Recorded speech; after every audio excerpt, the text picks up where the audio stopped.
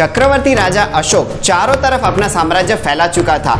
इतना कुछ हासिल करने के बाद भी उसे एक बात खटक रही थी और वो थी कलिंग।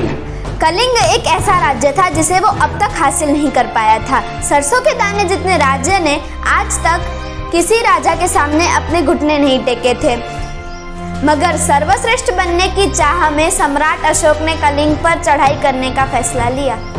इस तरफ सम्राट अशोक लड़ाई करने आ रहा है, ये बात सुन के कलिंग के लोगों ने कमर कस ली। जीतेंगे या मरेंगे, इस जोश के साथ लड़ाई की तैयारी करने लगे। लड़ाई के लिए कलिंग के लोग युद्ध के मैदान में इकट्ठा हुए। इतने में दूर आसमान में रेत का तूफान दिखाई देने लगा। हाथी और घोड़ों पे सवार सम्राट अशोक की सेना आ पहुंची। युद्ध शुरू हुआ। पहले कभी ना हुआ हो ऐसा युद्ध हुआ, मगर कलिंग के लोग इतनी बहादुरी के साथ लड़े कि उन्होंने सम्राट अशोक की सेना को हरा दिया।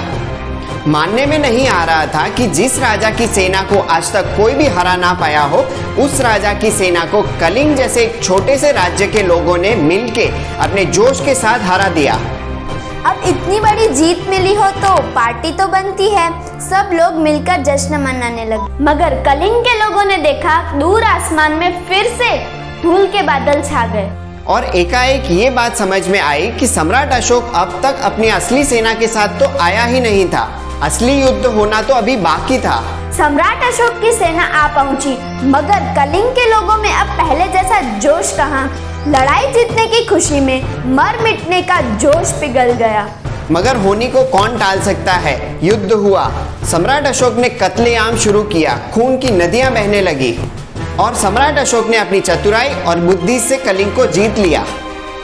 अब आप सोच रहे होंगे कि इतने सालों के बाद मैं ये कहानी आपको क्यों सुना रहा हूँ, तो चलिए आते हैं सीधा टॉपिक पे। जरा अपने पिछले साल को याद कीजिए, जब कोरोना की पहली सेना आई थी। तब हम 20 सेकंड तक हाथ धोते थे, मास्क भी ठीक से पहना करते थे और सोशल डिस्टेंसिंग का भी अच्छे से ख्याल रखते थे। कोरोना को हराने के लिए हम में कुछ भी कर गुजरने का जज्बा था, जिसका ये नतीजा आया कि बहुत हद तक हमने कोरोना को हरा दिया था।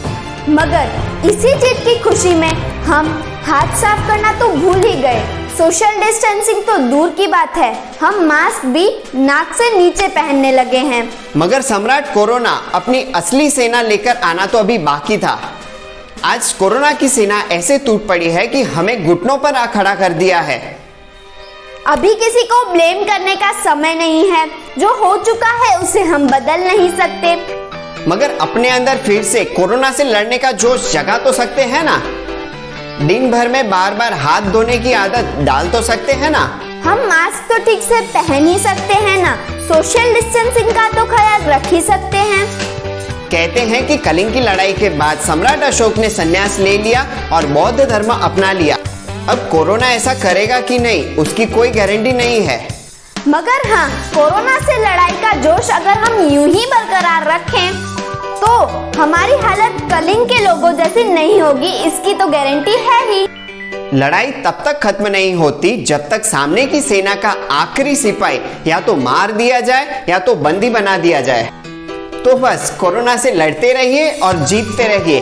Stay home, stay safe. इस वीडियो में बस इतना ही।